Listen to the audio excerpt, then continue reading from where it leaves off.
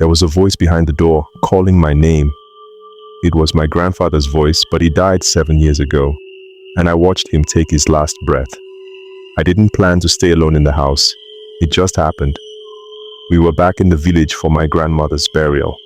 She had been sick for a while, and when she passed, my family decided the burial would take place in her hometown. It was one of those small villages hidden deep in the east, where traditions are old and silence is thick.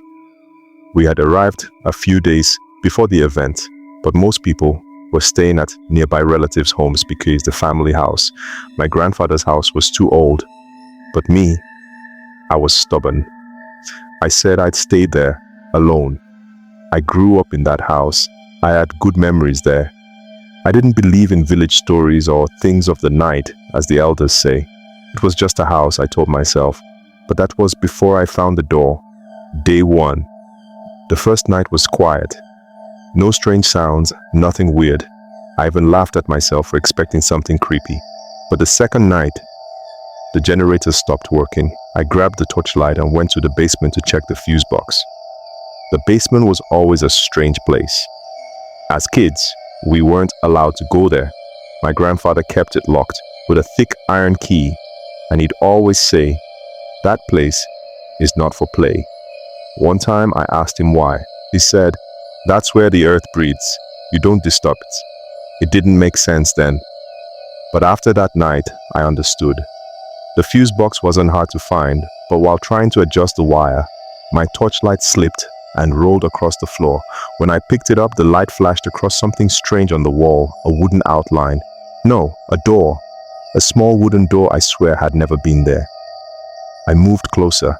It was covered in old cobwebs and dried leaves, stuck to the bottom like it hadn't been touched in years. I brushed some dirt off, then reached for the handle.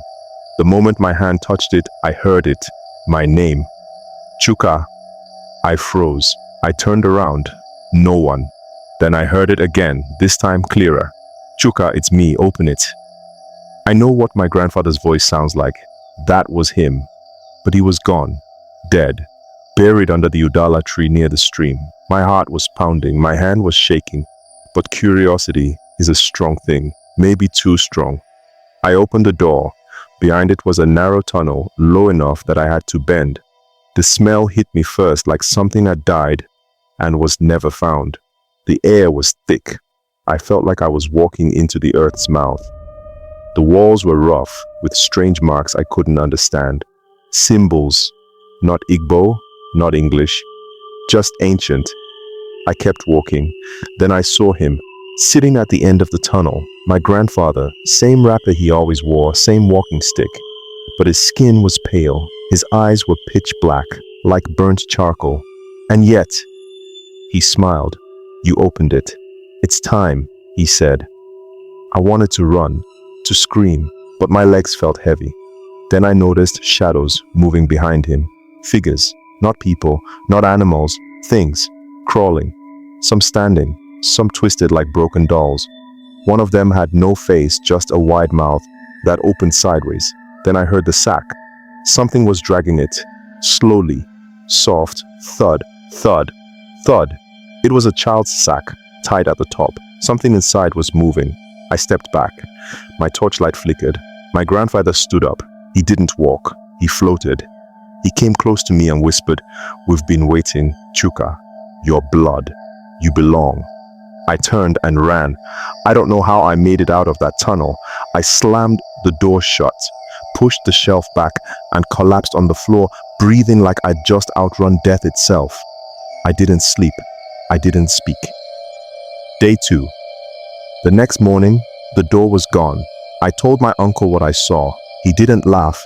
He didn't even look surprised. He said only one thing. "You shouldn't have opened it. That door was sealed after your grandfather died. It connects to the earth spirits. That's why he was guarding it." I asked him what they wanted. He said, to be remembered, to be fed, or to take someone in exchange. I left the house that day. I didn't wait for the burial. Now, that was 4 months ago. Every night, the knocks come, 2:13 a.m., 3 knocks, slow, heavy. Sometimes I hear footsteps outside my window. Sometimes I smell that same rot from the tunnel. And once, just once, I saw him, my grandfather, standing outside the compound gate, staring, smiling, waiting. Now, I sleep with the light on. I moved to the city. I pray. I burn incense. I don't go near basements, not even in public buildings. Please, I beg you, if you ever find a hidden door, especially in an old African house, don't open it. Some doors aren't meant to be found, and some spirits never forget the ones who disturb them. I hope you enjoyed the tale. If so, please like the video, share it with your family and friends, and comment on it. And don't forget to subscribe to the channel.